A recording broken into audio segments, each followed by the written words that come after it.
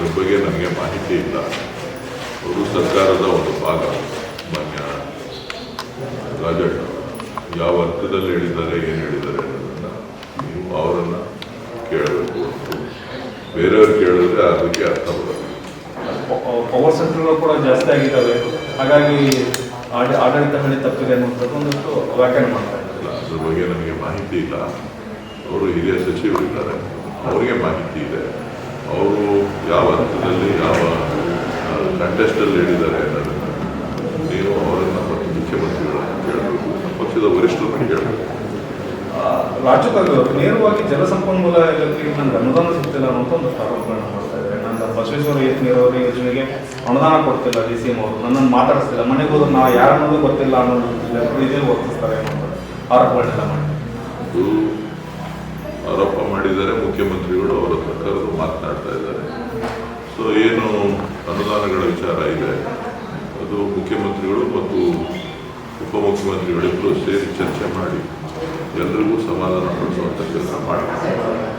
ಕಳೆದ 2 ವರ್ಷದಿಂದ ಕೂಡ ಶಾಸಕರು ಹೇಳ್ತಾನೆ ಇದ್ದಾರೆ ಅನುದಾನ ಕೊರತೆ ಇದೆ ಅನ್ನುವಂಥದ್ದು.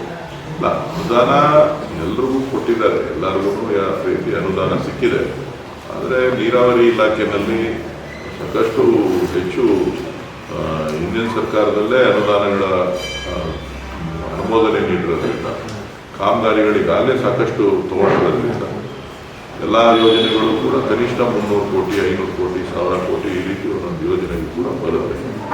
ಸೊ ಈ ದೃಷ್ಟಿಯಿಂದ ಎಲ್ಲರೂ ಕೂಡ ಸಮಾಧಾನ ಪಡಿಸಬೇಕು, ಆ ಕೆಲಸ ನಡೀತಾ ಇದೆ.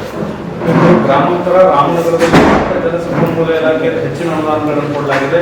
ಉತ್ತರ ಕರ್ನಾಟಕಕ್ಕೆ ಕಡೆಗಣಿಸಲಾಗ್ತಾ ಇದೆ, ತುಮಕೂರು ಭಾಗದ ಕಡೆ ಎಲ್ಲ ಗಣಿಸಲಾಗ್ತಾ ಇದೆ. ಹೇಮಾವತಿ ನಾಳೆ ವಿಚಾರವಾಗಿ ಕೂಡ ಆಕ್ರೋಶ ವ್ಯಕ್ತವಾಗ್ತಾ ಇದೆ ಅನ್ನೋದು ನೀವು ಹೇಳ್ತಾ ಇರ್ತಕ್ಕಂಥ ವ್ಯಾಖ್ಯಾನ ಹೊತ್ತು ಶಾಸಕರು ಹೇಳ್ತಾ ಇರ್ತಕ್ಕಂಥದ್ದಲ್ಲ. ಕಾವೇರಿ ಜಲಾನಯನ ಪ್ರದೇಶಕ್ಕೆ ಕಳೆದ 30 ವರ್ಷಗಳಿಂದಲೂ ಕೂಡ ಅನ್ಯಾಯ ಆಗಿದೆ. ಏನು ಕಾವೇರಿ ಟ್ರಿಬ್ಯುನಲ್ ಕೇಸ್ ಇದ್ದುದರಿಂದ ಹೆಚ್ಚಿನ ಅನುದಾನಗಳಾಗಲಿ ಇಲ್ಲಿಯ ನೀರಿನ ಸದ್ಬಳಕೆ ಮಾಡಿಕೊಳ್ತಕ್ಕಂಥದ್ದಕ್ಕೆ ಸಾಧ್ಯ ಆಗಿರಲಿಲ್ಲ. ಸೊ ಇವತ್ತು ರಾಮನಗರ ಜಿಲ್ಲೆ ಬಯಲುಸೀಮೆ ಪ್ರದೇಶದಲ್ಲಿ ಬರ್ತದೆ, ಯಾವುದೇ ನೀರಾವರಿಯ ಮೂಲಗಳು ಇಲ್ಲದೇ ಇರ್ತಕ್ಕಂಥದ್ದು.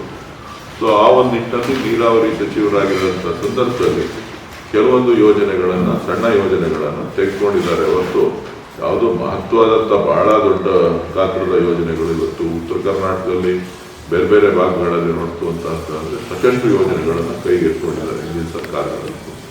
ಆದರೆ ಇದು ಯಾವತ್ತೂ ಕೂಡ ಆಗಿಲ್ಲ. ಈ ಭಾಗದಲ್ಲಿ ನೀರಾವರಿಗೆ ಹೆಚ್ಚು ಒತ್ತನ್ನು ಕೊಟ್ಟಿಲ್ಲ, ನೀರಿನ ಮೂಲ ಇದೆ. ಇವತ್ತು ಇರ್ತಕ್ಕಂಥ ಮೂಲಗಳನ್ನು ಸದುಪಯೋಗ ಪಡಿಸ್ಕೊಳ್ಳಲಿಕ್ಕೆ ಪ್ರಯತ್ನವನ್ನು ಪಡ್ತಾ ಇದ್ದಾರೆ. ಸುರ್ಜೇವಾಲಾ ಕೂಡ ಬರ್ತಾ ಇದ್ದಾರೆ 30ನೇ ತಾರೀಕಿಗೆ. ಎಲ್ಲ ನೋಡೋಣ, ನನಗೆ ಗೊತ್ತಿಲ್ಲ. ಕೆಂಪೇಗೌಡ ಜಯಂತಿ ಮಾಡೋಣ.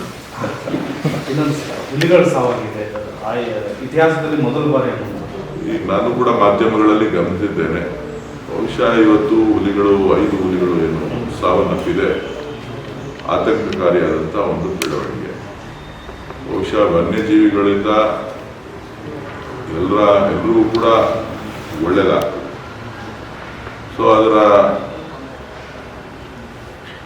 ಕೆಲವೊಂದಷ್ಟು ಮಾನವ ಸಂಘರ್ಷಗಳಾದರೂ ಕೂಡ ಅದನ್ನು ರಕ್ಷಣೆ ಮಾಡಬೇಕಾಗ್ತಕ್ಕಂಥದ್ದು ನಮ್ಮೆಲ್ಲರ ಆದ್ಯ ಕರ್ತವ್ಯ. ಸೊ ಇವತ್ತು ಏನು ದುರಂತ ನಡೆದಿದೆ, ಆ ದುರಂತ ಕಿಡಿಗೇಳುಗಳು ಮಾಡಿರ್ತಕ್ಕಂಥದ್ದು ಅಂತೇಳಿ ಕಾಣಿಸ್ತದೆ ಮೇಲ್ನೋಟಕ್ಕೆ. ಸೊ ಅದನ್ನು ಸರ್ಕಾರ ಗಂಭೀರವಾಗಿ ತೆಗೆದುಕೊಂಡು ಯಾರು ತಪ್ಪಿತಸ್ಥರಿದ್ದಾರೆ ಆ ತಪ್ಪಿತಸ್ಥರಿಗೆ ಶಿಕ್ಷೆ ಕೊಡುವಂಥ ಕೆಲಸ ಆಗಬೇಕು. ಮುಂದಕ್ಕೆ ಈ ರೀತಿ ಆಗದೇ ಇರೋ ರೀತಿ ಎಚ್ಚರಿಕೆಯನ್ನು ವಹಿಸಬೇಕಾಗ್ತದೆ. ಸೊ ಆ ವಹಿಸೋ ನಿಟ್ಟಿನಲ್ಲಿ ಅರಣ್ಯ ಅಂಚಿನಲ್ಲಿರ್ತಕ್ಕಂಥವ್ರಿಗೆ ತೊಂದರೆನೂ ಆಗಬಾರ್ದು, ಸಾರ್ವಜನಿಕರಿಗೆ ಅಲ್ಲಿರ್ತಕ್ಕಂಥವ್ರು ಅದನ್ನು ಕೂಡ ಗಮನಿಸಿ ವಿಶ್ವಾಸವನ್ನು ಮೂಡಿಸುವಂಥ ಕೆಲಸ ಆಗಬೇಕು, ತಿಳುವಳಿಕೆ ಅರಿವು ಮೂಡಿಸುವಂಥ ಕೆಲಸ ಆಗಬೇಕು. ಥ್ಯಾಂಕ್ಸ್.